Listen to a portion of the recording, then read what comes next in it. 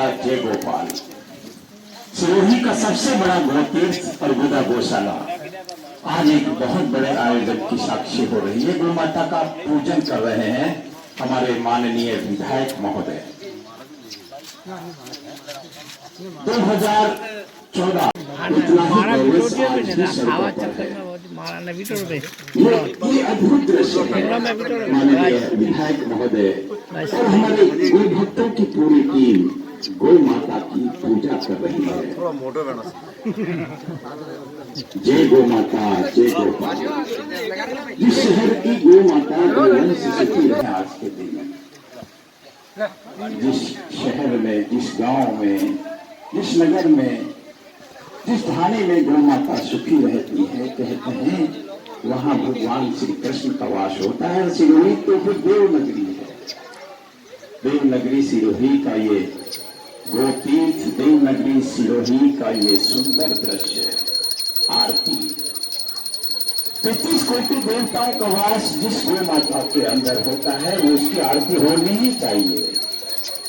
और माननीय विधायक महोदय ने बड़े भाव से आरती की। हमारे रघुनाथ माली साहब जो इस गौ सेवा टीम के अग्रणी हैं और हमेशा हौसला बढ़ाते हैं, हमारे प्रकाश माली और हमारे सारे गौ भक्तों की टीम। आज का वाकई नया बड़ा खूबसूरत दृश्य है। हमारे धनराज माली, राजेंद्र माली और तमाम जो टीम है, आशिक भाई, सुधार साहब, ये सभी वो लोग हैं जो विषम परिस्थितियों में भी काम करते हैं। हमारे जगदीश माली, हमारी यहाँ की मातृ शक्ति, सभी की तरफ से हमारे माननीय विधायक महोदय का अभिनंदन है, स्वागत है। मंजिल बहुत दूर है अभी, क्योंकि जिस मकसद से अर्बुदा गौशाला का शुभारंभ हुआ था वो मकसद अभी बहुत कम पूरा हुआ है। महाआरती गौ माता की हो रही है। जय गौ माता जय गोपाल, जय गौ माता जय गोपाल। रियासत कालीन अर्बुदा गौशाला जिसमें बहुत लोगों ने छोटा बड़ा सहयोग दिया और आज एक गौ तीर्थ के रूप में गौ सेवा होनी चाहिए। बहुत लोगों ने इसमें सहयोग किया। ये जो तीर्थ के रूप में दिख रहा है, इसमें ये टीम के साथ में शहर के भी अनेक लोगों का सहयोग मिला।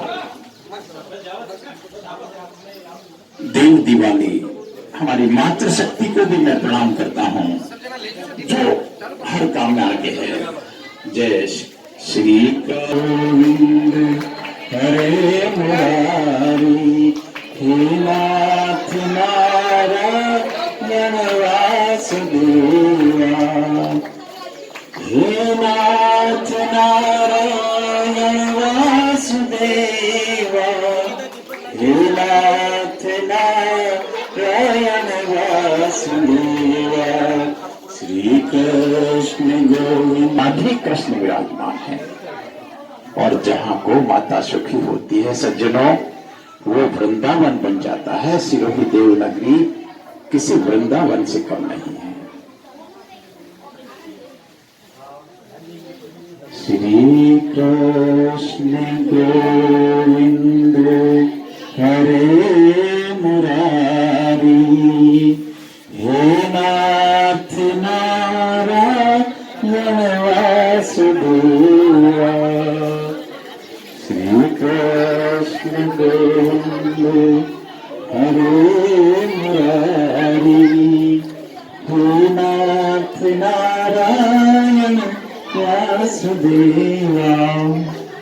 जैसे जैसे दीपक लग रहा है की कृपा है।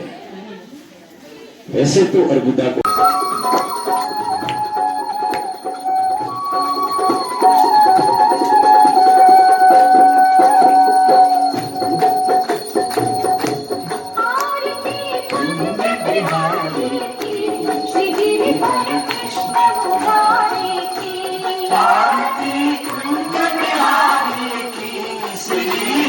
कृष्ण मुरारी की आरती कुंज बिहारी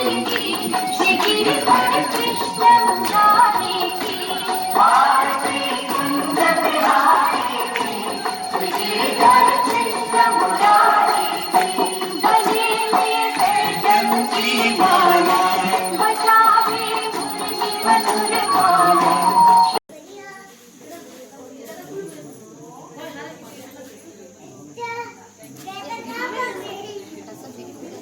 तो हमारा ट्रांसफार्मर जो है वो इटावा कुएं में लगा हुआ है, उसको यहाँ शिफ्ट करवाना है और एक बोरिंग करवाना है ताकि एक अच्छा पानी और हमें मिल जाए। तो ये जो अकाल जैसी स्थिति बनी हुई है उसमें पानी मिलेगा तो इटावा कुआं में करीब 30 बीघा जमीन इसी के अधीन है, वहां पर चारा उगाकर गौ माताओं के लिए हम वहां से सेवा कर सकेंगे। और अन्य भामाशाह को भी मैं इस मौके पर बहुत बहुत धन्यवाद देना चाहूंगा। और साथ ही विधायक साहब ने अभी हमें बता दिया है कि आप एप्लीकेशन दे देना, आपका ट्रांसफर का काम हो जाएगा और आपका बोरिंग भी हो जाएगा। तो एक बार जोरदार तालियों से विधायक साहब का अभिनंदन करें। बहुत बहुत धन्यवाद। धन्यवाद हमारे आदरणीय रघुनाथ जी वाले साहब। देखिए, मैं थोड़ा सा हटके सोचता हूँ।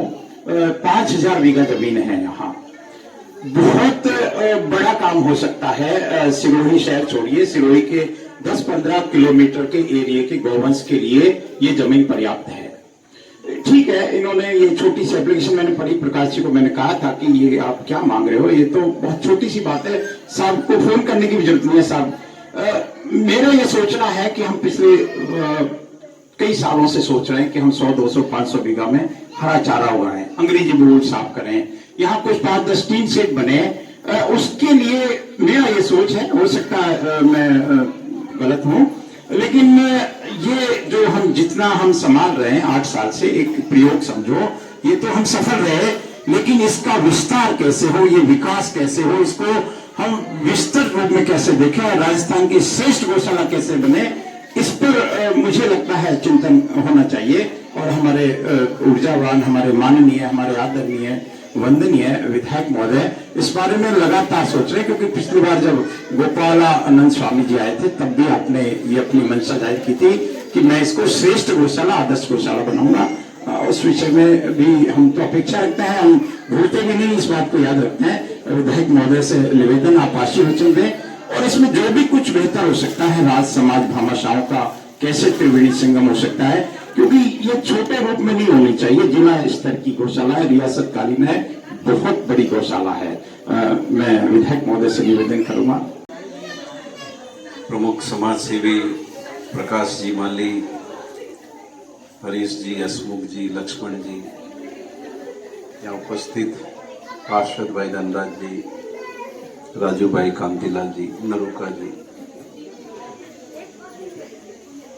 मेरा सौभाग्य है कि आज देव दीपावली और कार्तिक पूर्णिमा के मौके पर इस अद्भुत गौशाला में हाजिर होकर राधे कृष्ण की आरती करने का, दर्शन करने का सौभाग्य। अब ये जो गौशाला है, पिछले काफी समय से हम इस बात का प्रयास कर रहे थे, क्योंकि इसके नीचे 4-5 हजार बीघा जमीन भी है। 2-3 बार मैं नंदगांव गौशाला के जो प्रेरक हैं स्वामी दत्त सरानंद जी महाराज से मिला, मैं उनके सारे ट्रस्टियों से मिला और अब सहमति हो गई है, वो 10,000 नंदी की गौशाला यहाँ पर बनाएंगे। 10,000 नंदी, और नंदगांव पथमेड़ा की ही तरह ये गौशाला विकसित होगी। MOU प्रक्रिया में है, अभी गोपालन विभाग ने रेवेन्यू बोर्ड को भेजा है, रेवेन्यू मिनिस्ट्री को, तो फिर ये जैसा भी आगे सामने आएगा उसके अनुरूप इसका संचालन किया जाएगा। अशोक जी गहलोत के राज संभालने के बाद पहले जो 32 रुपए मिलते थे पशु पे, वो 40 रुपए किए गए। जो 3 रुपए का 3 महीने का अनुदान मिलता था, वो 6 महीने का मिलता है। मिलता है कि नहीं मिलता है? मिलता है। तो काफी कठिनाई गौशालाओं की कम हुई है। और अभी जो मुझे आदेश दिया है, मैं विधायक कोटे से यहाँ पर एक ट्यूबवेल स्वीकृत करने की घोषणा